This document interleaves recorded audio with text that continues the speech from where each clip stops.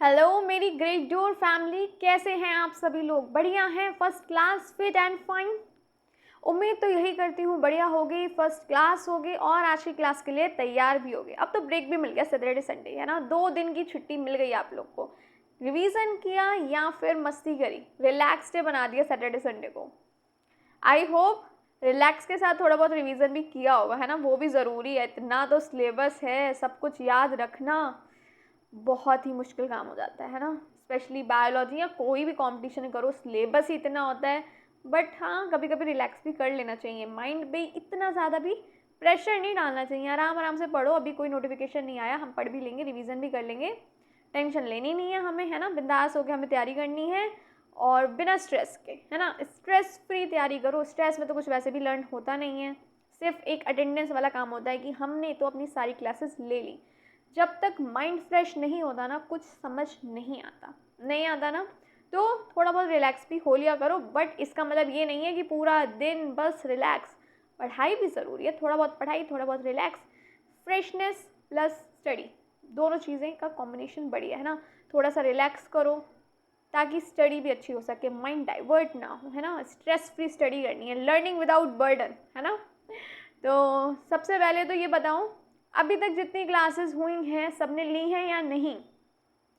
किसी भी टॉपिक में, थ्योरी में, किसी में कोई दिक्कत, कोई भी समस्या हो तो मुझे जल्दी से कमेंट बॉक्स में बता दो।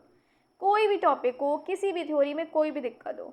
और मैं एक बात ज़रूर कहूँगी, ये टेंशन मत लेना कि सिलेबस अभी तक कंप्लीट नहीं हुआ, क्लासेस चल रही हैं। मैं पहले ही बोल चुकी हूँ, सिलेबस बहुत वाइड है, डिटेल में पढ़ रहे हैं हम, हर एक एग्जाम्पल को भी डिटेल में हम पढ़ रहे हैं, क्योंकि क्वेश्चन एग्जाम्पल्स में से भी काफ़ी आ जाते हैं। कई बार ऐसा होता है हमें आंसर पता होता है, लेकिन क्वेश्चन ऐसा घूम जाता है कि हम आंसर दे ही नहीं पाते, कंफ्यूज हो जाते हैं। तो हम इसलिए हर एग्जाम्पल को भी डिटेल में पढ़ लेते हैं ताकि कोई भी क्वेश्चन हमारा मिस ना हो, है ना। चाहे वो इधर से कान पकड़े, चाहे वो इधर से पकड़े, हमें सबका आंसर पता होना चाहिए, है ना। आप सोचोगे कान क्या, क्वेश्चन क्या, मतलब क्वेश्चन कैसा भी हो, है ना, हमें पता होना चाहिए आंसर क्या है। तो टेंशन नहीं लो, सिलेबस हो जाएगा, बिल्कुल हेडेक वाली चीज़ें मत लो। टाइम लग रहा है, मैं जानती हूँ, और प्लीज़ काउंटिंग में मत जाओ। आप ड्यूरेशन भी तो देखो ना, क्लास टाइम अभी कम कम चल रही है, बट मैं सोच रही हूँ अभी क्लास का ड्यूरेशन बढ़ा दिया जाए। आई थिंक थोड़ा हमें बढ़ा देना चाहिए अब। मेरा सीटेट वाले बैच का भी सिलेबस कंप्लीट हो रहा है, तो मैं सोच रही हूँ कि थोड़ा सा आप लोग को ज़्यादा टाइम दे दूँ, ताकि आप लोग का अब सिलेबस थोड़ा सा स्पीड पकड़ ले, ताकि हम प्रैक्टिस सीरीज़ फिर से स्टार्ट करें। तो कोशिश मेरी यही है, सोच यही रही हूँ कि हफ्ते 10 दिन तक, उसके बाद आपकी क्लासेस का थोड़ा टाइम बढ़ा दिया जाए, 1.5 से 2 घंटे मैं सोच रही हूँ क्लास हो हमारी, है ना। तो कोशिश मेरी यही है, अभी तक का मेरा प्लान यही है कि बस मेरा एक्चुअली सीटेट सीडीपी का सिलेबस ऑलमोस्ट कंप्लीट हो चुका है, जो मेरा 7 बजे बैच होता है, उसकी I think approx 5 to 6 classes और होंगी और उसका सिलेबस कंप्लीट है मेरा। तो कोशिश यही करूँगी कि अब आप लोग की क्लास को ज़्यादा टाइम देके आप लोग का सिलेबस कंप्लीट कराया जाए। जूलॉजी का जल्दी से जल्दी हम कोशिश यही रहेगी कि आपका सिलेबस कंप्लीट हो, देन बॉटनी स्टार्ट करें हम। सिलेबस मैं पहले ही कह रही हूँ बहुत वाइड है, ठीक है ना। हम नॉर्मल 11th 12th की भी अगर हम बायोलॉजी पढ़ते हैं, एक सब्जेक्ट की भी तो अच्छा खासा टाइम लगता है। तो इसमें तो हमें बहुत ही डिटेल, टॉपिक देन सब टॉपिक देन सब टॉपिक, उसके एग्जाम्पल्स, फिर कई बार क्या होता है एग्जाम्पल में भी कुछ ना कुछ ऐसा निकल आता है कि उसे भी डिटेल में पढ़ना पड़ता है। अब मैं चाहूँ तो उसे स्किप कर सकती हूँ, आप लोग भी जानते हैं, अगर सिर्फ और सिर्फ मुझे सिलेबस कंप्लीट कराने से मतलब होता तो शायद आपका आई थिंक 60 to 70% कोर्स अब तक कंप्लीट हो चुका होता, है ना, हो चुका होता, अगर सिर्फ और सिर्फ सिलेबस कंप्लीट कराना मेरा टारगेट होता। लेकिन मेरा टारगेट ये है कि आपको चीज़ समझ आए, है ना। टारगेट 80 ग्रेड बायोलॉजी जॉब पाना है हमारा, तो उसके लिए डिटेल में तो देखो पढ़ना पड़ेगा ही, है ना। मानते हो या नहीं, डिटेल में पढ़ना पड़ेगा। एग्ज़ाम निकालना है, लेवल बहुत अप है ना, लेवल बहुत अप है। चाहे टीजीटी बायोलॉजी का जो एग्ज़ाम दे रही हूँ अभी, टीजीटी बायोलॉजी का होने वाला है, 80 ग्रेड हो तो सिलेबस कंप्लीट करना है हमें, और उसके लिए देखो डिटेल में पढ़ना पड़ेगा। हाँ, कुछ होंगे जो सिर्फ अटेंडेंस का काम कर रहे हैं, तो भाई उसको फिर क्लासेस लेने का कोई फ़ायदा नहीं है। अगर सिर्फ आप ये देख के क्लासेस देख रहे हैं, 100 classes syllabus complete, not possible. LT grade 100 classes में कैसे सिलेबस कंप्लीट हो जाएगा, आप बताइए। या तो 2-3 घंटे कम से कम हो क्लास, तो मैं सोच सकती हूँ। बट आप सोचें कि, लेकिन एक बात बताओ, मैं अच्छा चलो 2-2 ढाई-ढाई घंटे क्लास करा दूँ, समझ में आपको कुछ भी नहीं आए। एक लिमिट भी तो होती है ना एक दिन पढ़ने की, उससे रिलेटेड क्वेश्चन कितने सारे होते हैं, हर एक टॉपिक से रिलेटेड बहुत क्वेश्चन है, अगर पढ़ना चाहो तो बहुत क्वेश्चन है। तो टारगेट जॉब पाना है, सिर्फ ये नहीं कि हमने तो भैया क्लास ली थी मैम की और शैली मैम ने बोला था कि क्लास रेडी अटेंड करो हो जाएगा, बट आपको पल्ले ही कुछ ना पड़े तो क्या फ़ायदा, है ना। तो इसलिए मैं लिमिट में पढ़ाती हूँ ताकि दिमाग में भी तो चीज़ घुसे, वो भी तो ज़रूरी है। सिर्फ अटेंडेंस का क्या करना है ना। अगर सिर्फ आपको अपने पेरेंट्स को या खुद की तसल्ली है कि भाई हमने आज क्लास ले ली, वो भी बहुत स्टूडेंट्स हैं जो आजकल क्लास स्किप कर रहे हैं, मिस कर रहे हैं, है ना। फिर बाद में बोलोगे मैम ने नहीं पढ़ाया, मैम ने नहीं बताया। मैं डेली क्लास में बोलती हूँ जो क्लास स्किप हो गई है, प्रॉपर प्लेलिस्ट बना दी है मैंने IT ग्रेड बायोलॉजी की, कोई भी क्लास मिस हुई है देख लो, किसी क्लास को हल्के में मत लो। हर एक टॉपिक इम्पॉर्टेंट है, अगर इम्पॉर्टेंट नहीं होता तो मैं भी इतना टाइम क्यों देती, PPT बनाने में भी टाइम दूँ, क्लास में भी टाइम दूँ। अगर इम्पॉर्टेंट नहीं है तो फिर मुझे भी क्या पड़ी होती है ना, मुझे क्या पड़ी है मैं अपना इतना टाइम दूँ। ज़रूरी है, इम्पॉर्टेंट है तभी तो करा रही हूँ, तो प्लीज़ हर क्लास को अटेंड करो, हल्के में मत लो। ये मत देखो कि अरे ये तो 100 क्लास में हो रहा, मैम का तो अभी हुआ ही नहीं है, ऐसा कैसे चलेगा, नहीं पॉसिबल है ना। सिलेबस बहुत वाइड है, डिटेल में पढ़ना है, जॉब चाहिए तो देखो डिटेल में पढ़ लो और चीज़ को समझो, रट्टा मत मारो, कॉपी पेन लेके बैठ जाया करो, ठीक है। चलो आज काफ़ी बातचीत हो गई, अब करते रहेंगे, अब पहले क्लास स्टार्ट कर दे, है ना, क्लास में काफ़ी देर हो रही है। IT ग्रेड बायोलॉजी की आज की हमारी जो क्लास है इसमें हम पढ़ने वाले हैं पॉपुलेशन, स्पेशीज़, कम्युनिटी के बारे में। Last class ecology, organism, environment के बारे में हमने बहुत कुछ जाना था, नहीं देखी हो क्लास देन प्लीज़ अटेंड कर लीजिएगा। फ्राइडे को हमने बात की थी। पॉपुलेशन होती क्या है? A population is a group of individuals of the same species living in the same area at the same time who can interbreed with each other. Population क्या है? एक इंडिविजुअल का ग्रुप है जिसमें क्या होंगे, सेम स्पेशीज होंगे। याद रखना, पॉपुलेशन यानी जनसंख्या, है ना। जनसंख्या क्या है? एक ऐसा ग्रुप है इंडिविजुअल का जिसमें क्या होंगी, सेम स्पेशीज होंगी जो सेम ही एरिया में रहती होंगी और इंटरब्रीड कर सकती हैं एक दूसरे के साथ, है ना, इंटरब्रीड कर सकती हैं। ये बात को आप ध्यान रखिएगा। काफ़ी लोग कंफ्यूज होंगे, पॉपुलेशन जनसंख्या उसमें तो सब आ जाएंगे, होती है कन्फ्यूज़न, मैं मानती हूँ, हमने स्टार्टिंग से ही पढ़ा है कितनी पॉपुलेशन है इंडिया की, कितनी पॉपुलेशन है उस मतलब चाइना हो गया या ऑस्ट्रेलिया वटेवर, है ना। तो कितनी जनसंख्या, जनसंख्या में आ जाती हैं सेम स्पेशीज़, है ना, सेम स्पेशीज़। लेकिन हम सोचेंगे अलग अलग स्पेशीज़, तो वो सब किस में आती हैं हम अभी पढ़ेंगे, एक एक करके देखो चलेंगे, स्टेप बाय स्टेप चीज़ों को समझेंगे और क्लियर करेंगे, है ना। जनसंख्या में आ जाती हैं एक ही प्रजातियाँ, मैं एक बार पेन से भी लिखती चलती हूँ ताकि भाई कन्फ्यूज़न ना हो, क्योंकि हमारे कुछ हो सकता है स्टूडेंट्स लर्नर्स हमारे जो हैं वो हिंदी मीडियम से रिलेटेड भी हों, तो दोनों का देखो ध्यान रखना पड़ता है, सबको समझ आए, है ना, हर एक को हर चीज़ हर बात समझ आनी चाहिए। तो पॉपुलेशन तो आप लोग को पता ही है, जनसंख्या, है ना, जनसंख्या होता है इसका मतलब, ये तो पता ही होगा आप लोग को। अरे यार पेन रुक जाओ एक मिनट, मैं एक सेकंड जरा अपना सेटअप सही करूँ, ये पूरा ही रेस कर रही हूँ अभी क्योंकि मैं अपना पहले सेटअप सही करूँ। चलो, जनसंख्या यानी पॉपुलेशन, है ना, तो इसमें क्या आ जाएंगी, एक ही प्रजाति का समूह होगा, है ना।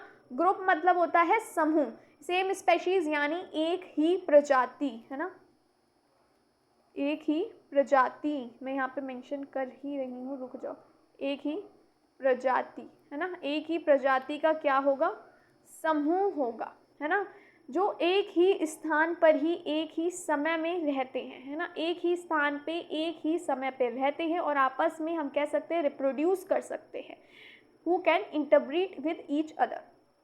इसके की पॉइंट्स क्या होंगे, सेम स्पेशीज़ होगी, जैसे कि सारे टाइगर्स फॉरेस्ट में, है ना, जंगल में सभी बाघ, सेम एरिया होगा, जैसे कि फॉरेस्ट हो गया, पॉन्ड हो गया, लेक हो गया, तो एक ही एरिया हो गया। दे रिप्रोड्यूस अमंग देमसेल्फ यानी एक दूसरे के साथ ही रिप्रोड्यूस कर सकते हैं, है ना, प्रजनन कहते हैं रिप्रोड्यूस को, क्या कहते हैं हिंदी में, प्रजनन, यानी क्या होगा, रिप्रोड्यूस कर सकते हैं। दे शेयर द सेम रिसोर्सेज, जो सेम रिसोर्सेज है हम कह सकते हैं संसाधन है ना, संसाधन, एक जैसे संसाधन साझा करते हैं, है ना, शेयर करते हैं, जैसे कि फूड हो गया, है ना, खाना हो गया, पानी हो गया, शेल्टर हो गया। For example, all deer living in Jim Corbett park from a deeper population of that area. Jim Corbett park सबने सुना होगा, है ना। जिम कॉर्बेट पार्क में रहने वाले हम कह सकते हैं सभी हिरण, है ना। वहाँ की हिरण जनसंख्या जो है, तो क्या है, सब एक ही स्पेशीज़ है जो सेम एरिया में रह रही है, सेम टाइम पे रह रही है। ये हो गया आपका पॉपुलेशन यानी जनसंख्या का उदाहरण यानी एग्जाम्पल। अच्छा, कौन सा लर्नर कौन सी जगह से क्लास अटेंड कर रहा है, एक बार मुझे कमेंट बॉक्स में बताओ। कौन कहाँ कहाँ से देख रहा है, मुझे भी तो पता चले मेरे लर्नर्स कहाँ कहाँ से जुड़े हुए हैं, है ना, कौन कौन सी सिटीज़ से हैं आप लोग। फिर आ जाती है लोकल पॉपुलेशन, है ना। लोकल पॉपुलेशन को हम डेम भी कहते हैं, ये बात ध्यान रखना, एग्जाम में इससे रिलेटेड क्वेश्चन आ सकता है ना, एग्जाम में इससे रिलेटेड क्वेश्चन आ सकता है, तो इस बात का आप ध्यान रखें। स्थानीय जनसंख्या, स्थानीय जनसंख्या, स्थानीय जनसंख्या यानी यानी यानी यानी लोकल पॉपुलेशन, इसे हिंदी में बोलते हैं स्थानीय जनसंख्या। रुक जाओ, रुको रुको रुको, हाँ, स्थानीय जनसंख्या यानी लोकल पॉपुलेशन, जिसे हम लोकल पॉपुलेशन या फिर हम इसको डेम भी कहते हैं। ध्यान रखिएगा, क्वेश्चन आपका कैसे भी आ सकता है, लोकल पॉपुलेशन भी मेंशन हो सकता है एंड डेम भी मेंशन हो सकता है क्या। Local population is a smaller group of individuals from the main population that live in a specific small area, है ना। लोकल पॉपुलेशन है क्या, एक छोटा समूह है इंडिविजुअल का, है ना। मुख्य जनसंख्या का हम कह सकते हैं, जो मेन पॉपुलेशन है, मुख्य जनसंख्या का एक छोटा समूह है जो किसी छोटे से क्षेत्र हो गया, छोटे से क्षेत्र में रहता है ना, एक छोटे से क्षेत्र में रहता है, उसे स्थानीय जनसंख्या या फिर हम कह सकते हैं डेम। क्लियर हुआ या नहीं हुआ। आ लोकल पॉपुलेशन क्या है, लोकल पॉपुलेशन एक छोटा सा समूह है ना, is a group of smaller group of individual from the main population. Clear हुआ या नहीं, यानी मुख्य जनसंख्या का एक छोटा समूह है, ठीक है ना, जो किसी कह सकते हैं छोटे से क्षेत्र में, स्पेसिफिक स्मॉल एरिया में रहता है, उसे हम कहेंगे लोकल पॉपुलेशन। जैसे कि think of one pond with frogs, एक पॉन्ड है वो, उसमें क्या है, फ्रॉक्स है ना, तो वो क्या हो गई, लोकल पॉपुलेशन हो गई। Many ponds in a region may have their own small groups, वो हो गया लोकल पॉपुलेशन। देखो आप अगर लोकल फ्रॉग पॉपुलेशन क्या हो गई, इमेजिन करिए, सोचिए एक पॉन्ड है फ्रॉग से, ठीक है ना, तो वो हो गया हमारी हो गई लोकल पॉपुलेशन, है ना। मैं यहाँ पे लिख भी देती हूँ, कोई बात नहीं है। एक तालाब है ना, पॉन्ड है, एक तालाब में रहने वाला मेंढक यानी फ्रॉग, रहने वाला मेंढक इजिकल टू हम कह सकते हैं स्थानीय जनसंख्या, है ना, स्थानीय मेंढक जनसंख्या हो गई, वो स्थानीय मेंढक जनसंख्या, है ना, हो गई स्थानीय मेंढक जनसंख्या। और एक इलाका है ना, एक इलाका है, एक इलाके में कई सारे तालाब हैं और हर तालाब में अपने अपने हम कह सकते हैं मेंढकों का ग्रुप है, मेंढकों का समूह है ना, तो वो क्या हो गया, लोकल पॉपुलेशन हो गई। बहुत सारे पॉइंट हैं, कई सारे तालाब हैं, क्लियर। तो कई सारे तालाब में हम ये कह सकते हैं हर तालाब में मेंढक के छोटे छोटे छोटे छोटे समूह हैं, ग्रुप हैं, तो वो क्या हो गई, लोकल पॉपुलेशन हो गई। जैसे कि इसका एक उदाहरण देख भी लेते हैं, frog living in a small pond from a local population और डेम, यानी एक तालाब में रहने वाला मेंढकों का ग्रुप यानी मेंढक का समूह हो गया लोकल पॉपुलेशन, या हम उसे कह सकते हैं डेम। नेक्स्ट देखते हैं, यहाँ तक क्लियर हो गया तो बताओ, क्लियर ना। सिस्टर पॉपुलेशन, सिस्टर पॉपुलेशन क्या है, sister population are closely related to local population, ये काफ़ी क्लोजली रिलेटेड है लोकल पॉपुलेशन की, of the same species that are genetically similar and often found in neighbouring areas. चलो देखते हैं जल्दी से। देखो ये एक ही प्रजाति की कई स्थानीय जनसंख्या हो गई।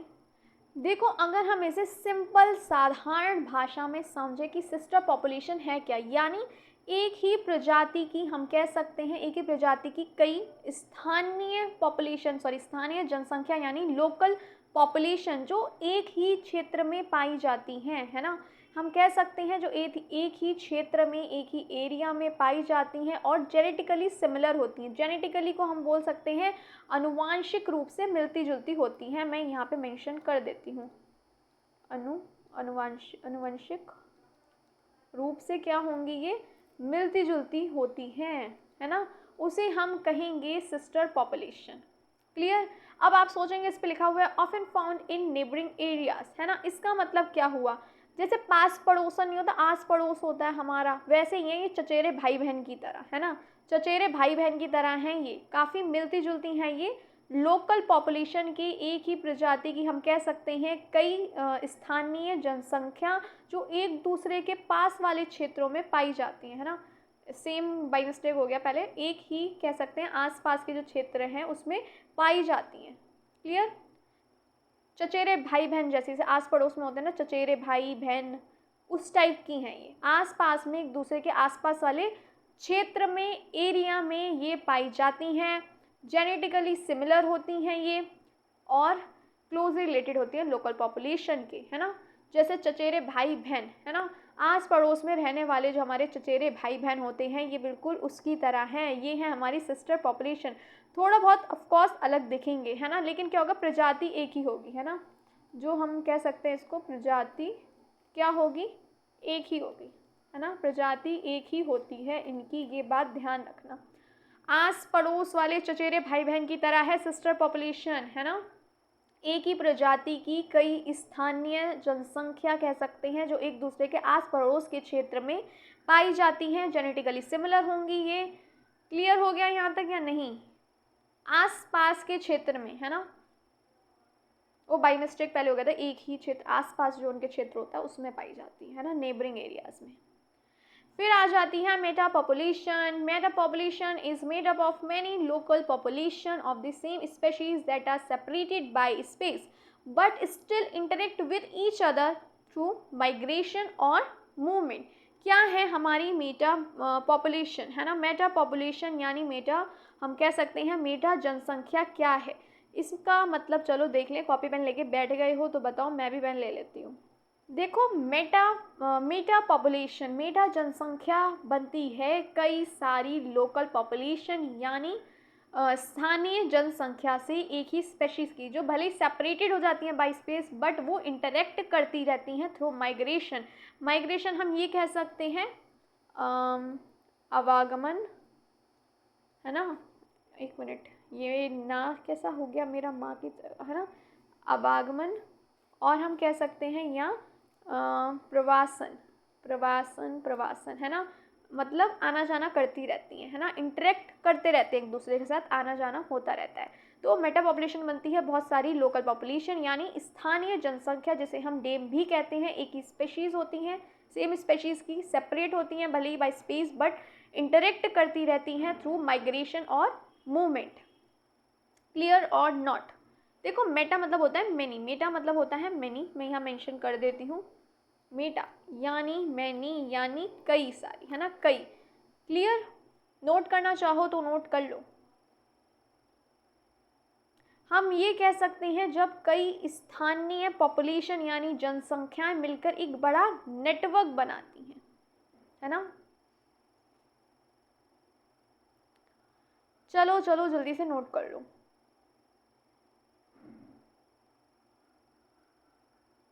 हम ये भी कह सकते हैं वैसे, अगर और क्लियर समझना चाहो तो, छोटे छोटे ग्रुप्स यानी छोटे छोटे जनसंख्या समूह जो आपस में जुड़े रहते हैं। ये छोटे छोटे ग्रुप्स हैं, जनसंख्या समूह हैं जो आपस में जुड़े रहते हैं और एक दूसरे के बीच हम ये कह सकते हैं जीव जो हैं ये आते जाते रहते हैं। आवागमन एंड प्रवासन होता रहता है ना, आते जाते रहते हैं, ये इंटरेक्ट करते रहते हैं। जैसे कई मैदान में बटरफ्लाइज हैं, तितलियाँ पाई जाती हैं, जिसे हम मिडोज़ भी कहते हैं, है ना, मिडोज़ भी कहते हैं। हर मैदान की स्थानीय तितली जनसंख्या होती है, हर एक मैदान में होगी, है ना, हर एक गार्डन में होगी। स्थानीय तितली हम कह सकते हैं, लोकल पॉपुलेशन होगी तितलियाँ, है ना। तो क्या होगा, ये अपने आसपास का जो एरिया है ना, अपने क्षेत्र है, तो क्या होगा, ये आती जाती रहेंगी, है ना। भले ही दूसरी जगह पे होंगी लेकिन एक जगह से दूसरी जगह ये उड़ती रहती हैं। क्लियर यहाँ तक या नहीं? हर एक मैदान की अलग लोकल पॉपुलेशन होगी ना, तितलियों की होगी, है ना। बट क्या होगा, अलग अलग मैदान में, बट वो इंटरेक्ट करती रहेंगी, एक जगह से दूसरी जगह उड़ती, या कह सकते हैं उड़ती रहती हैं, है ना। ये क्या है, मेटा पॉपुलेशन, यानी हम कह सकते हैं मेटा जनसंख्या होती है ये। यहाँ तक क्लियर हुआ तो मुझे बताओ, फिर हम आगे बढ़ें। Clear clear clear. चलो अब स्पेशीज़, पहले रुक जाओ, मैं स्पेशीज़ तो देख लें, है ना। स्पेशीज़ तो देख लें, स्पेशीज़ है क्या, स्पेशीज़ क्या होती हैं, जल्दी से कमेंट बॉक्स में बताओ। सुनने में तो ये टर्म्स काफ़ी नॉर्मल लगते हैं, है ना। रुक जाओ, सुनने में तो काफ़ी नॉर्मल लगते हैं ये टर्म्स, स्पेशीज़ हो गया, कम्युनिटी हो गया, बट असल में क्या होगा, काफ़ी सारा है। देखो कितनी सारी चीज़ें, बहुत सारी चीज़ें हैं इसमें भी हमें जो पढ़नी है। अरे कहाँ गया स्पेशीज़, पेन पेन, स्पेशीज़, है ना। तो दिखने में लग रहा है कि पॉपुलेशन, स्पेशीज़ कहाँ इतना बड़ा है, लेकिन देखो कितना सारी चीज़ें पढ़ी, सब स्पेशीज़ पढ़ी, लोकल पॉपुलेशन, सॉरी सब स्पेशीज़ तो हम पढ़ेंगे अभी, Meta population, local population, sister population, सोचा था इतना कुछ भी होगा, पढ़ा। तो हर चीज़ में काफ़ी चीज़ें होती है, इसलिए मैं कहती हूँ टॉपिक काफ़ी लंबा हो जाता है क्लास में, तो हमारी क्लास आराम आराम से चलेगी, समझ समझ के चलेंगे, जल्दबाजी वाला काम यहाँ नहीं होगा, बिल्कुल भी नहीं होगा। मैं नहीं चाहती कि किसी भी टॉपिक में कोई दिक्कत आए, प्रॉब्लम हो, कोई ऐसा क्वेश्चन आए जो आपको नहीं आता हो एग्ज़ाम में। देन ध्यान से समझो हर चीज़ को, और अगर किसी टॉपिक में, थ्योरी में, किसी भी एग्जाम्पल में इवन कोई कन्फ्यूज़न है, फ़ौरन उसी टाइम कमेंट बॉक्स में पूछो, है ना। और अगर मेरा पढ़ाया आपको समझ आता है, सब क्लियर हो रहा है, तो एक लाइक कर दिया करो, क्या जाता है, कोई टैक्स थोड़ी लग रहा है ना। एक लाइक, एक सब्सक्राइब नहीं किया है तो सब्सक्राइब भी कर दिया करो, और ज़्यादा से ज़्यादा शेयर करो, ताकि और स्टूडेंट्स तक भी क्लासेस पहुँचे, है ना, उन्हें भी बेनिफिट मिले। ठीक है, चलो अब हम देख लेते हैं स्पेशीज़। स्पेशीज़ क्या है, चलिए देखो, स्पेशीज़ को हम बोलते हैं प्रजाति, है ना, प्रजाति, हिंदी में बोलते हैं हम स्पेशीज़ को प्रजाति। अब मैं पेन का कलर चेंज कर रही हूँ, फिर हम समझते हैं क्या है स्पेशीज़, है ना, क्या है स्पेशीज़। चलो देखते हैं पहले, फिर हम इसे समझेंगे भी, टेंशन नहीं लेनी। A species is a group of, अच्छा मेरा पढ़ाया हुआ समझ आता है ना, आप लोगों को कोई दिक्कत तो नहीं होती, होती हो तो एक बार बता देना, कहीं भी होती हो, है ना, बताते रहना मुझे। A species is a group of organisms,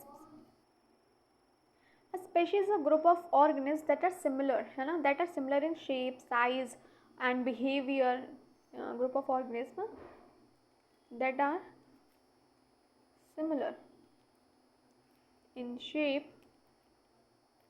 और हम कह सकते हैं size, behavior and can interbreed, है ना, can interbreed to produce fertile offspring। ध्यान रखिएगा, टू प्रोड्यूस फर्टाइल ऑफस्प्रिंग, जल्दी से पहले नोट करो, फिर हम समझते हैं क्या है ये स्पीशीज़, यानी प्रजाति। क्या है प्रजाति, जल्दी करो।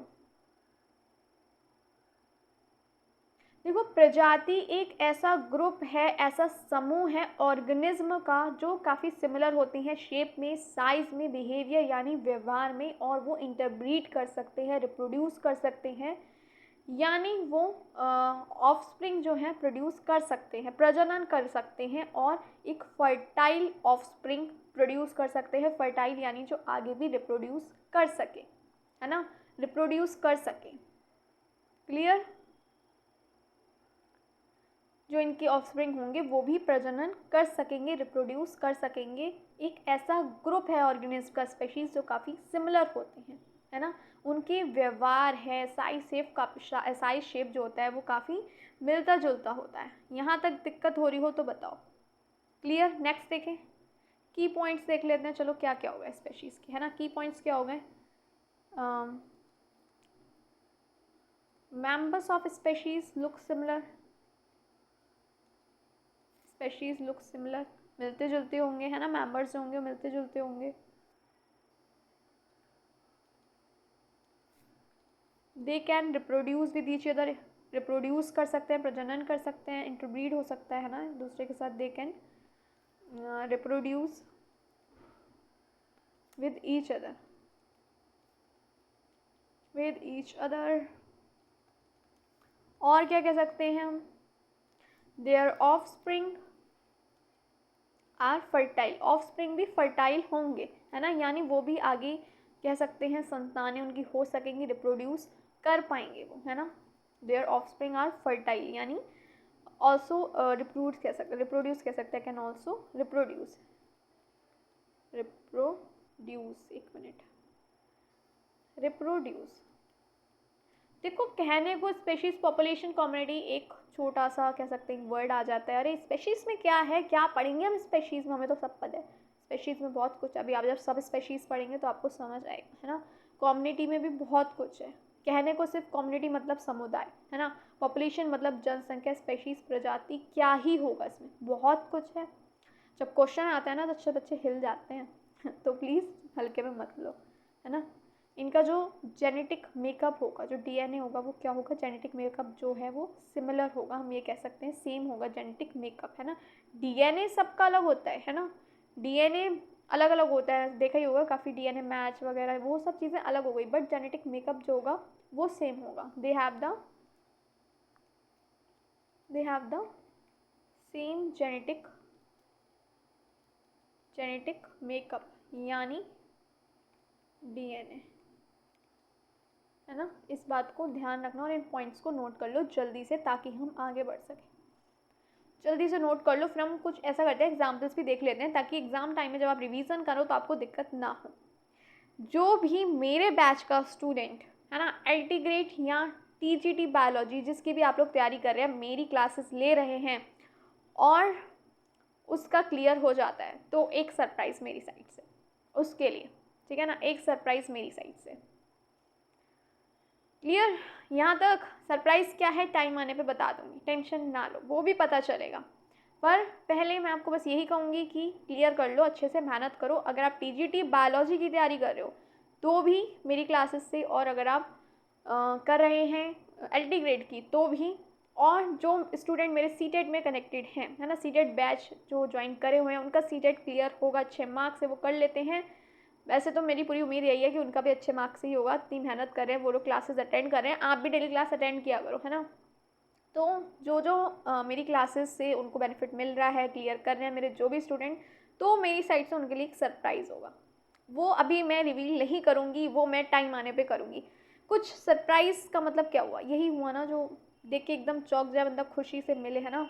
तो पहले क्लियर कर लो, मेल करना मुझे रिज़ल्ट जिसका भी क्लियर होता है, फिर सरप्राइज़ भी मिलेगा, है ना। चलो आगे देखें, एग्जाम्पल्स देख लेते हैं।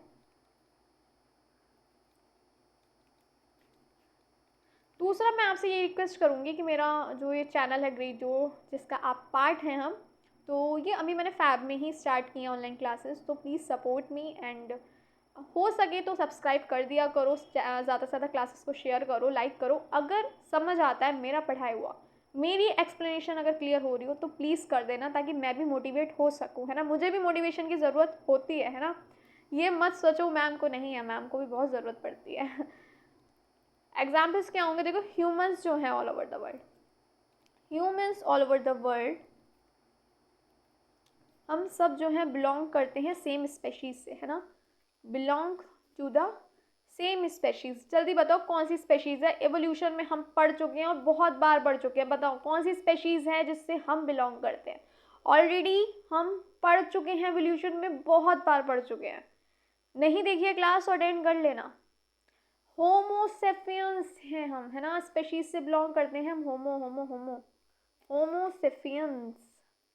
नहीं देखिए क्लास तो फिर कह रही हूँ अटेंड कर लेना, है ना। होमोसेपियंस स्पेशीज से हम ह्यूमंस बिलोंग करते हैं, चाहे कहीं के भी, इंडिया ऑस्ट्रेलिया अमेरिका सब सेम स्पेशीज है, होमोसेपियन, है ना।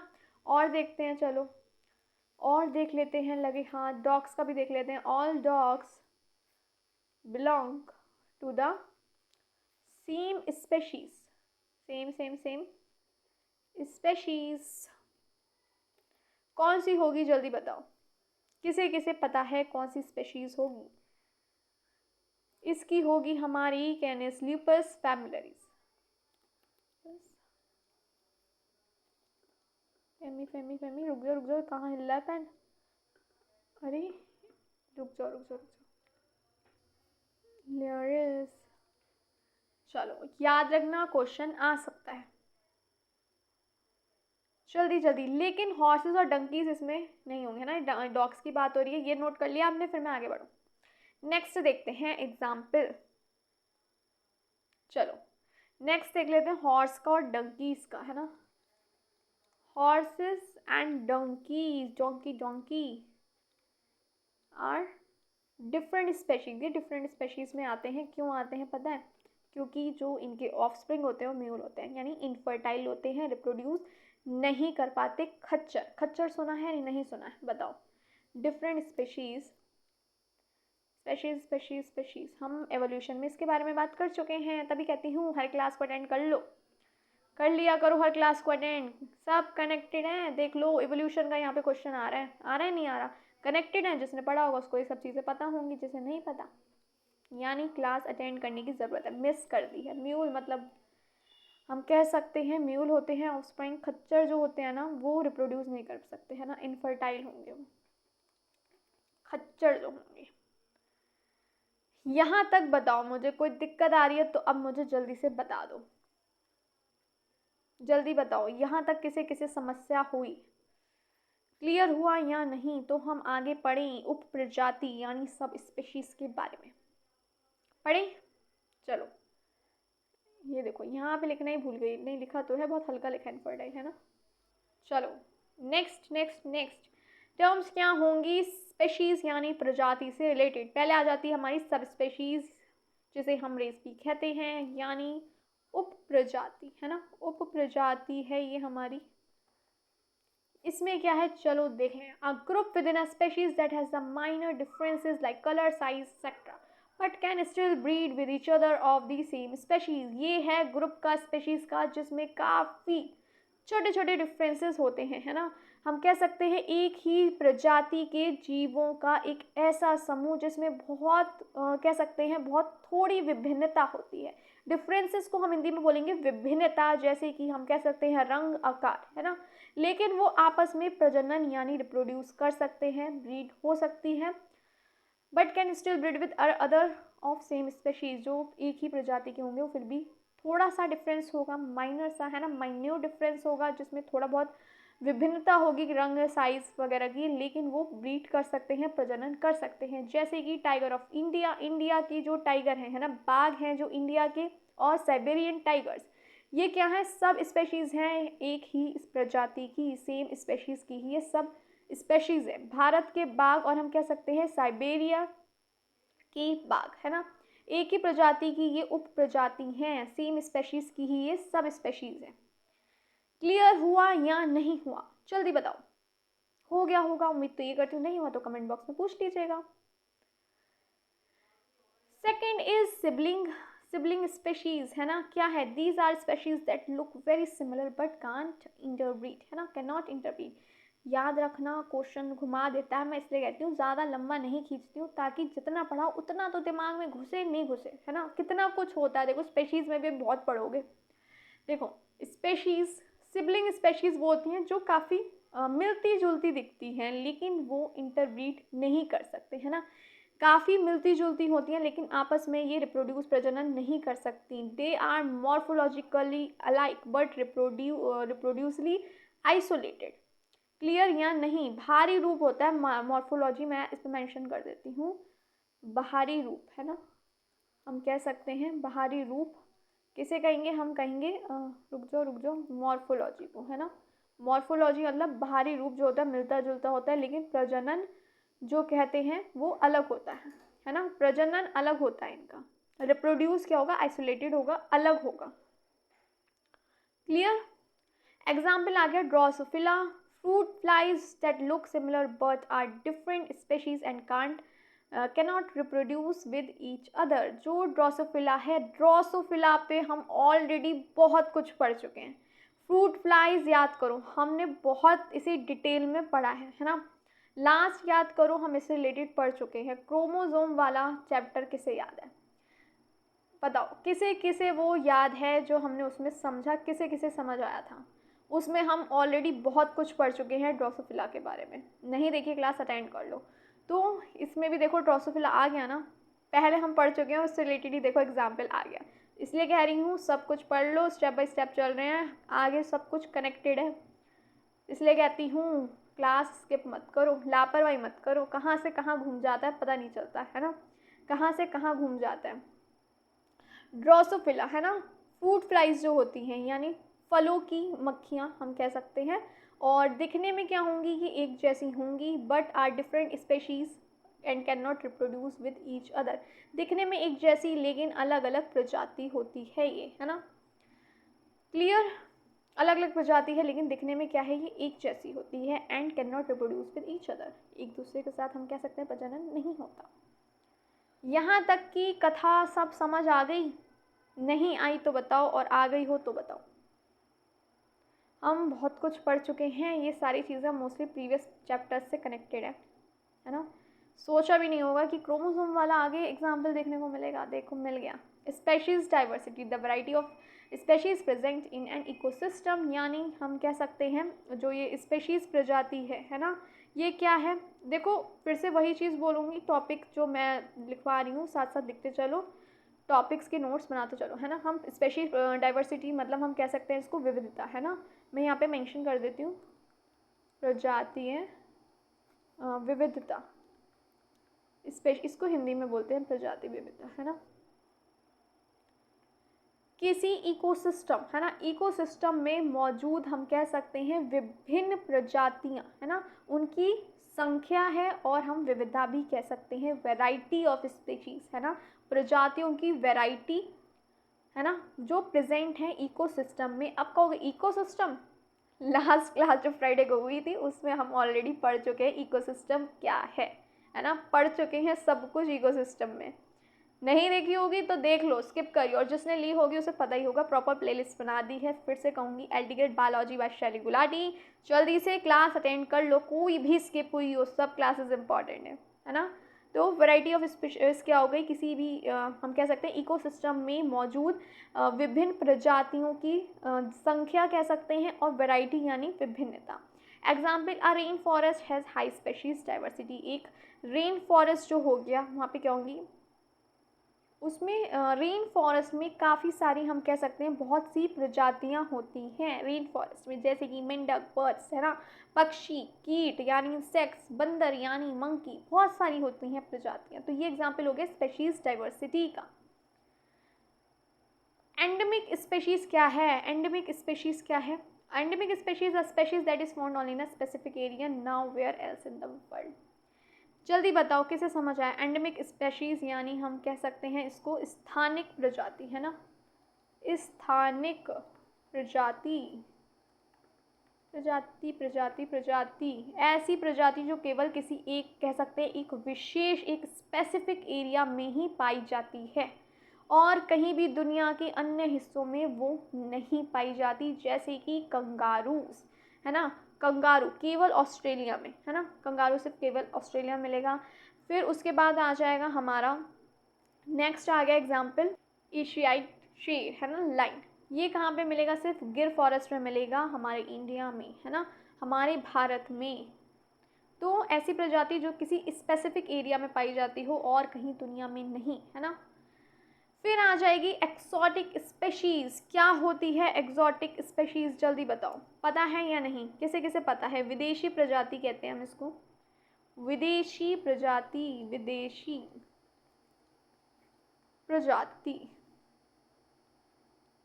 आ species that is brought from another space not naturally found there, है ना। देखो एक इसमें हम अगर बात करें एक्सोटिक यानी विदेशी स्पेशीज प्रजाति की, तो ये प्रजाति दूसरे देश से दूसरे देश या क्षेत्र से हम कह सकते हैं लाई जाती है, नेचुरली उस जगह पे नहीं मिलती। जैसे हम कहीं विदेश से कोई ऐसा जानवर आ रहा है, कोई स्पेशीज़ आ रही है जो या कोई भी स्पेशीज़ किसी भी चीज़ की हो सकती है, खैर, तो वो हमारे इंडिया में नहीं है और बाहर से लाई जा रही है ना। नेचुरली इंडिया में नहीं मिलती, नहीं मिलेगी, लेकिन बाहर से लाई जा रही है, ठीक है ना। तो इसका एग्जाम्पल हो गया हमारा यूकैलिप्टस ट्री, इंडिया में है। ये ओरिजिनली कहाँ का है? ऑस्ट्रेलिया का है। मूल रूप से हम कह सकते हैं ये ऑस्ट्रेलिया से है, लेकिन ये भारत में लगाया गया है ना, भारत में लगाया गया, और इसको हम हिंदी में बोलते हैं नीलगिरी। इसे हम हिंदी में बोलते हैं नीलगिरी का पेड़। मतलब नेचुरली इंडिया में नहीं है ऑस्ट्रेलिया से ये, लेकिन यहाँ पे लाया गया, ठीक है ना। चलो नेक्स्ट देख लेते हैं, extinct species are species that are no longer exist anywhere on earth. अब भाई अर्थ पे ये नहीं है, लुप्त हो गई, ख़त्म हो गई, ये भी कह सकते हो, है ना। अब नहीं मिलेंगी, हम कह सकते हैं विलुप्त हो गई, विलुप्त प्रजातियाँ, विलुप्त प्रजाति जो अब पूरी तरीके से हमारी धरती से समाप्त हो चुकी हों, है ना, कहीं भी नहीं पाई जाती। डायनासोर अब कहीं नहीं पाए जाते, सिर्फ और मूवीज़ के, है ना, मूवीज़ के अलावा कभी दिख भी जाए कार्टून मूवी में ही दिखेंगे एग्जैक्टली देखें तो पृथ्वी पे, हमारी धरती पे नहीं मिलेंगे। अब ये विलुप्त हो चुकी है, ये प्रजाति ख़त्म हो गई, नष्ट हो गई, गायब हो गई, है ना, विलुप्त हो गई है ये। डोडो बर्ड भी इसका ही एग्जाम्पल है ना, डोडो पक्षी। फिर आ जाएंगी हमारी इंडेंजर्ड स्पेशीज़, है ना, जो संकट में हैं। हम लिख देते हैं यहाँ पे संकट, संकट, संकटग्रस्त कह सकते हैं, ग्रस्त स्पेशीज़ पर लिखूँ प्रजातियाँ, प्रजातियाँ बेचारी ये खतरे में हैं, उन्हें बोलते हैं endangered species, species that are at risk of becoming in the near future। खतरा है इन पे, कहीं ये भी गायब ना हो जाए, इन पे खतरा है, ये समझ लो। endangered species are animals, plants or organisms that are very close to extinction। बस ख़त्म होने के कगार पे हैं ये। जैसे कि हम ये कह सकते हैं that meaning they might disappear for ever if not protected. अगर इनको प्रोटेक्ट नहीं किया गया तो ये डिसअपियर हो जाएंगी, विलुप्त हो जाएंगी, गायब हो जाएंगी, ख़त्म हो जाएंगी। बिल्कुल बेचारी रिस्क पे हैं, बिल्कुल कगार पे हैं विलुप्त होने के, है ना। तो इनको प्रोटेक्ट करना ज़रूरी है, वरना ये आपको दिखेंगी नहीं, विलुप्त हो जाएंगी, डिसअपियर हो जाएंगी। समझ आया या नहीं आया? ऐसी प्रजातियां जिन्हें अभी रक्षा की ज़रूरत है, रक्षा करो इन प्रजातियों की, है ना। की पॉइंट्स क्या होंगे? Their numbers are very low, यहाँ हम कह सकते हैं इनकी संख्या बहुत कम हो चुकी है। They are in danger of dying out completely, पूरी तरीके से खतरे में है ये, है ना, खतरे में है ये पूरी तरीके से ख़त्म होने के। स्पेशल एफर्ट्स अगर नहीं डाले गए इन्हें बचाने के लिए, इन्हें प्रोटेक्ट नहीं किया, तो ये विलुप्त हो जाएंगी, ख़त्म हो जाएंगी, नष्ट हो जाएंगी, देखने को नहीं मिलेंगी, है ना। चलो भाई, चलो एग्जाम्पल देख लेते हैं एंडेंजर्ड स्पीश कौन कौन सी हैं। देखो, एक तो बंगाल टाइगर हो गया, इंडिया में मिलता है। फिर हमारा एशियाटिक लाइन, ये मिलेगा गौरफेरस, है ना। एशियारी लाइन जो होगा, शेर जो होगा, वो कहाँ मिलेगा? गिर फॉरेस्ट, भारत में, इंडिया में। और कौन सी होगा? एक सींग वाला गेंडा, one home dinosaur, Assam, India में। स्नो लीपर्ड जिसे हम कहते हैं हिम तेंदुआ, वो मिलेगा हिमालयस में। पांडा, चाइना। अफ्रीकन एलिफेंट, अफ्रीका में। इन्हें अगर नहीं बचाया गया तो क्या होगा? ख़त्म हो जाएंगी, विलुप्त हो जाएंगी, है ना। तो हमें कुछ करना चाहिए इन्हें प्रोटेक्ट करने के लिए। कॉजेज़ क्या होंगे इंडेंजरमेंट के, है ना, क्या होंगे कॉजेज़ इनके संकट के, है ना। प्रजातियां संकटग्रस्त क्यों होती हैं, है ना, क्या कॉजेज़ हैं?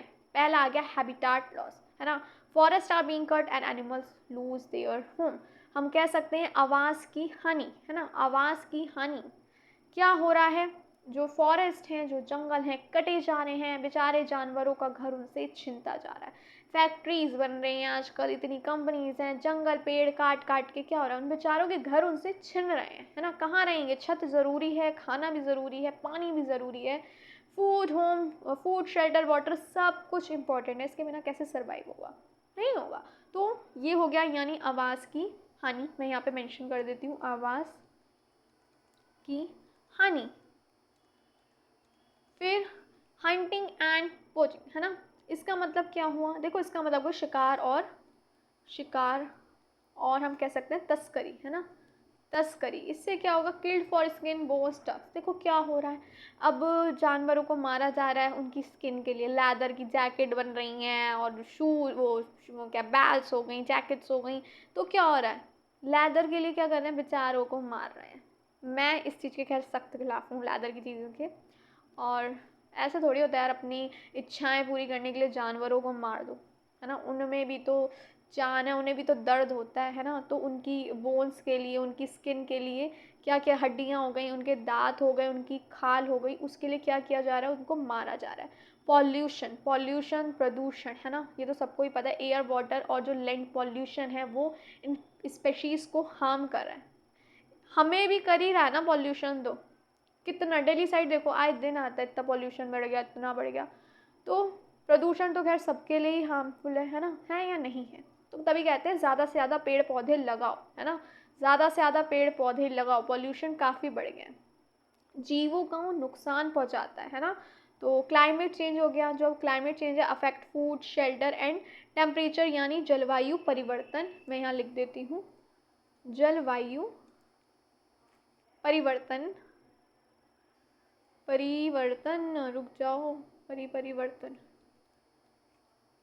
जो ये क्लाइमेट चेंज हो रहा है, जलवायु बदल रहा है आजकल, देख लो पॉल्यूशन की वजह से भी वैसे बहुत हो रहा है। तो ये क्या करता है, अफेक्ट करता है खाने को भी, शेल्टर को भी और टेम्परेचर को। तो इन सब का इफेक्ट भी पड़ता है ना। Invasive species, new animals plants take over and harm native species. चलो इसको भी देख लेते हैं। बाहरी प्रजातियाँ होती हैं, इसे इरेज कर रही हूँ यहाँ, यहीं पे चलो लिख देती हूँ, बाहरी प्रजातियाँ यानी इन्वेसिव स्पेशीज।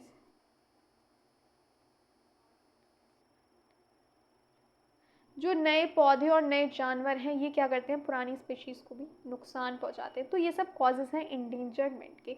तो ध्यान रखो कैसे कैसे चीज़ों को आप कर सकते हो, प्रोटेक्ट सेव कर सकते हो। Why should we protect endangered species, क्यों करना चाहिए हमें प्रोटेक्ट। कॉमन सेंस की बात है वैसे तो। ये क्या है, हमारे नेचर बैलेंस का एक पार्ट है, मदद करते हैं फूड चेन में, हमें ऑक्सीजन मिलती है, पानी मिलता है, दवाइयाँ भी मिलती हैं। जी हाँ, दवाइयाँ मिलती हैं। अगर हम इन्हें प्रोटेक्ट कर रहे हैं मतलब हम अपने वातावरण को, अपने इन्वायरमेंट को प्रोटेक्ट कर रहे हैं। ऑर्गेनाइजेशन दैट हेल्प्स, है ना, वो संगठन जो मदद करते हैं, है ना। कौन कौन सा होगा, IUCN यानी international union for conservation of nature publish the red list of endangered species. यानी इन्होंने क्या किया था, जो स्पीशीज़ खतरे में है उसकी एक लिस्ट, जानकारी दी प्रजातियों की जो खतरे में है। मैं यहाँ पे लिखूँ, यहाँ समझ तो आ गया होगा, है ना। यानी इन्होंने सारी लिस्ट दी जो प्रजातियां खतरे में हैं, है ना, पब्लिश करी एक list. WWF world wild life fund ये काम करते हैं, प्रोटेक्ट करते हैं ये वाइल्ड लाइफ को, है ना। दुनिया भर के हम कह सकते हैं वन्य जीव जो हैं उनकी रक्षा के लिए ये काम करते हैं। क्लियर क्लियर क्लियर, है ना। अब आ जाती है हमारी नेक्स्ट की स्टोन स्पेशीज़, है ना। की स्टोन स्पेशीज़ क्या है ये। A keystone species is a species that play a very important role in maintaining the structure and balance of ecosystem. जो कीस्टोन स्पीशीज हैं इनका काफ़ी इंपॉर्टेंट रोल है मेंटेन करने में स्ट्रक्चर और बैलेंस इकोसिस्टम के। अगर ये स्पीशीज रिमूव्ड हो जाएं तो क्या होगा, पूरा इकोसिस्टम जो है वो बदल जाएगा, पूरा इकोसिस्टम चेंज हो जाएगा। हम ये भी कह सकते हैं जो ये कीस्टोन प्रजाति होती है पूरे इकोसिस्टम को संभाल के रखती है ना। तो हम ये भी कह सकते हैं। Why is it called keystone, क्यों कहा जाता है। In old stone arch is the centre stone called the keystone holds the entire arch together. Similarly a keystone species too holds the ecosystem together.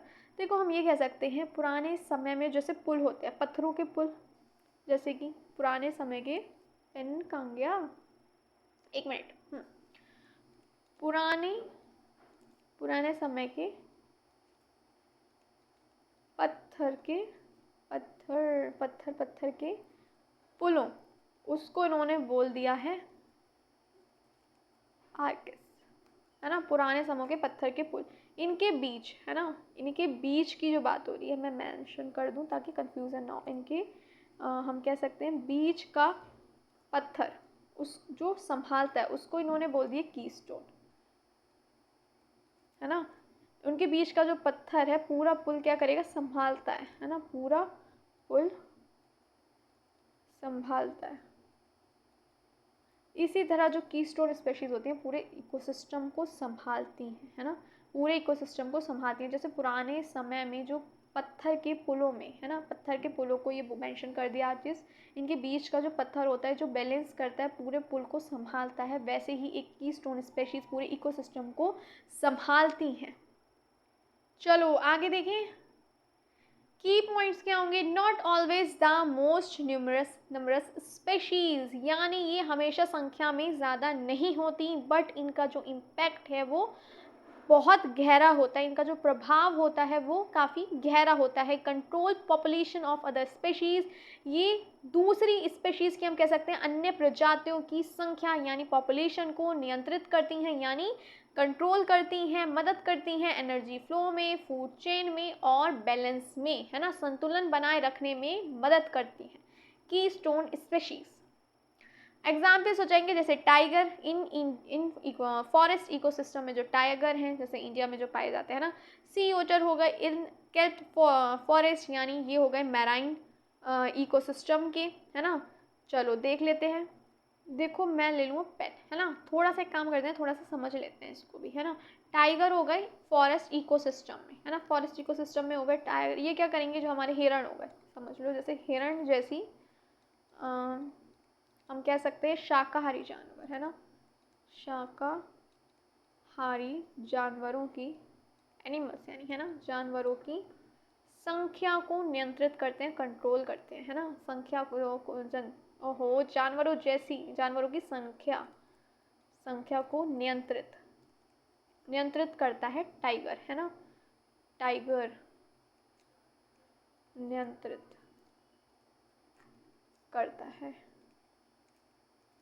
करता है या नहीं करता, तो ये हम बात कर रहे हैं टाइगर की, है ना। नियंत्रित करता है यानी कंट्रोल करता है। ओवर ग्रेसिंग से जंगल को बचाएगा, ये आगे लिख देती हूँ, ओवर ग्रेसिंग से जंगल को बचाएगा। ओवर ग्रेजिंग, है ना, ओवर ग्रेजिंग यानी अधिक चराई,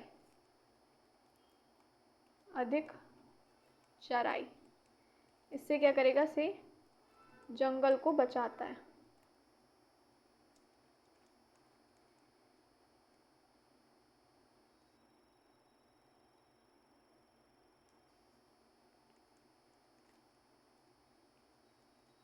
मेंशन कर दिया, आप भी कर लो।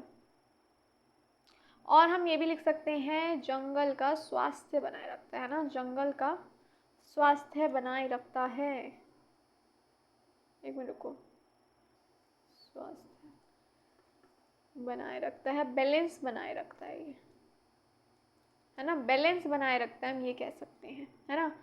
यहाँ तक हो गया तो बताओ, यहाँ तक हो गया तो बताओ। फिर हम नेक्स्ट देखते हैं, जैसे सी ओटर, अभी हमने सी ओटर की बात करी थी।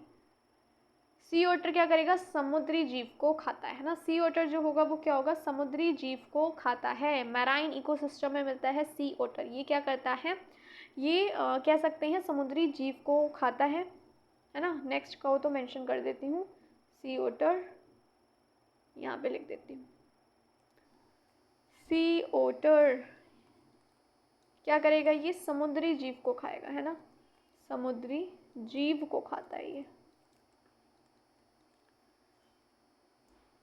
समुद्री जीव को खाता है। इतनी हिंदी तो समझ आती होगी ना, या इतनी भी नहीं आती, देखो मिक्स करके पढ़ाती हूँ ताकि दोनों को दिक्कत ना हो, है ना, दोनों को दिक्कत ना हो। क्लियर। और हम क्या कह सकते हैं इसमें, कहो तो इसे इंग्लिश में भी लिख दूँ, ईट सी अर्चिन, है ना, सी अर्चिन को खाता है। और मेंशन कर देती हूँ नेक्स्ट पेज पे, रुक जाओ, सब्र सब्र सब्र, है ना, सब्र कर लो। इफ ऑफर्स आर रिमूव्ड,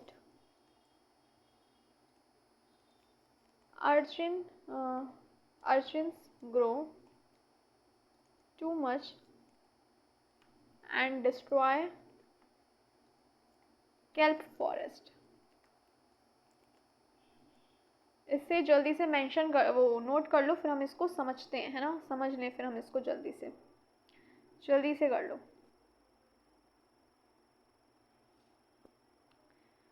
जल्दी कर लो। ये सी अर्चिन को खाते हैं, है ना, हम ये कह सकते हैं समुद्री जीव को खाता है, सी अर्चिन केल्प को ये खाते हैं, सी ओटर जो हैं।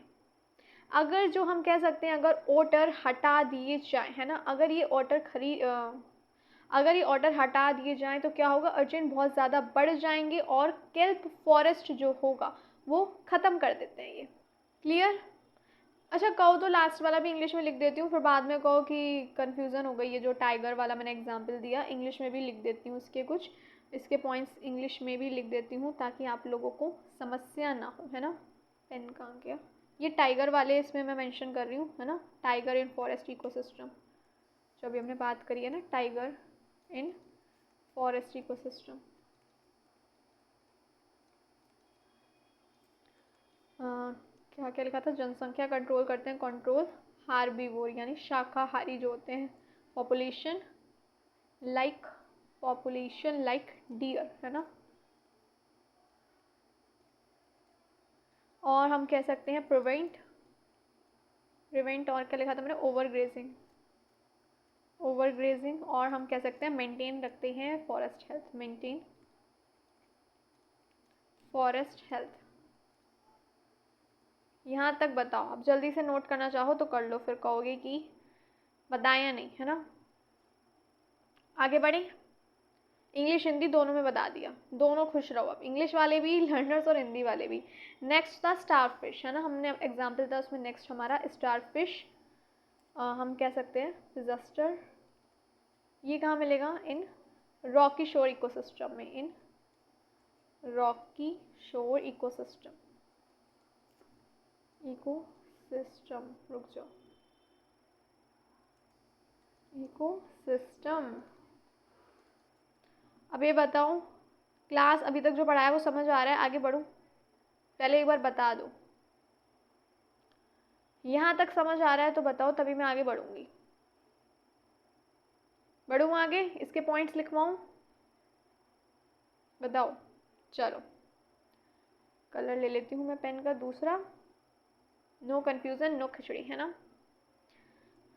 चलो जल्दी से देख लेते हैं, प्रेज ऑन, हम कह सकते हैं प्रेज ऑन म्यूजल्स। और विदाउट स्टारफिश म्यूजल्स ओवरग्रो हो सकते हैं, और बायोडाइवर्सिटी रिड्यूस भी हो सकती है, ओवरग्रो एंड रिड्यूस बायोडाइवर्सिटी।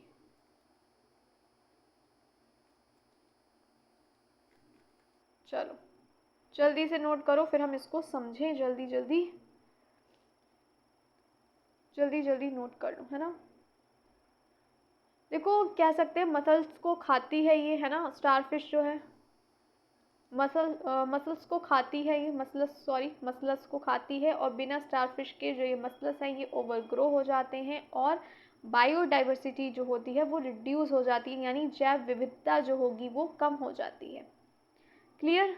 नेक्स्ट देख लें, हनी बीज भी तो उसका एग्जाम्पल है जो हमने अभी पढ़ा है ना। हनी बीज मेंशन है, अभी दिखा दूंगी मैं, टेंशन ना लो। फोर्थ था इसका हनी बीज, है ना, सबको पता है मधुमक्खियाँ, है ना, ये क्या करेंगी, मदद करेंगी पॉलिनेशन में, हेल्प इन पॉलिनेशन में मदद करेंगी। और हम कह सकते हैं विदाउट बीज plant reproduction fails, plant reproduction क्या होगा, वो फेल हो जाएगा, है ना। और क्या होगा, affects entire food change. Note करना चाहो तो जल्दी से कर लो, जल्दी नोट करना चाहो तो कर लो। ये पॉलिनेशन में मदद करती हैं मधुमक्खियाँ के बिना हम कह सकते हैं जो प्लांट होंगे, है ना, प्लांट जो होगा, जो रिप्रोडक्शन होगा, बी प्लांट रिप्रोडक्शन होगा वो फेल्स हो जाएगा, विदाउट बीज जो प्लांट रिप्रोडक्शन होगा वो फेल हो जाएगा। ये हनी बी जो है मदद करती हैं पॉलिनेशन में।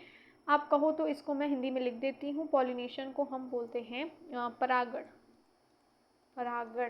है ना, पॉलिनेशन को हम परागण बोलते हैं।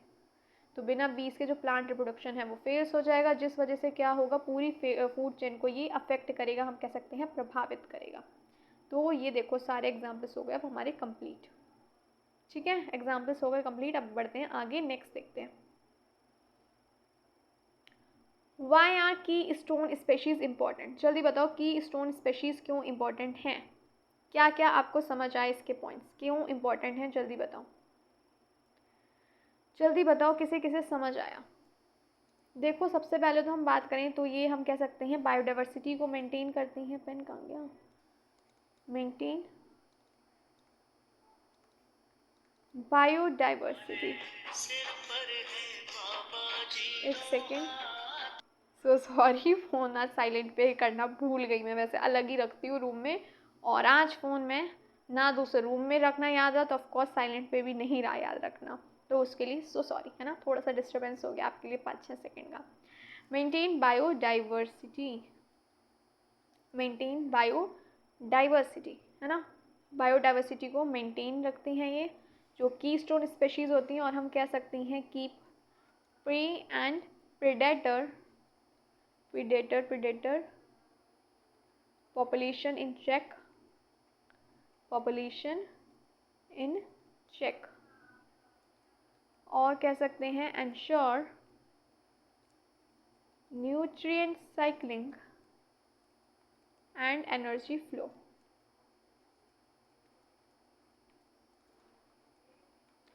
चलो नोट करना चाहो तो कर लो जल्दी जल्दी, फिर हम इसे समझेंगे, जल्दी जल्दी कर लो, नहीं किया है तो।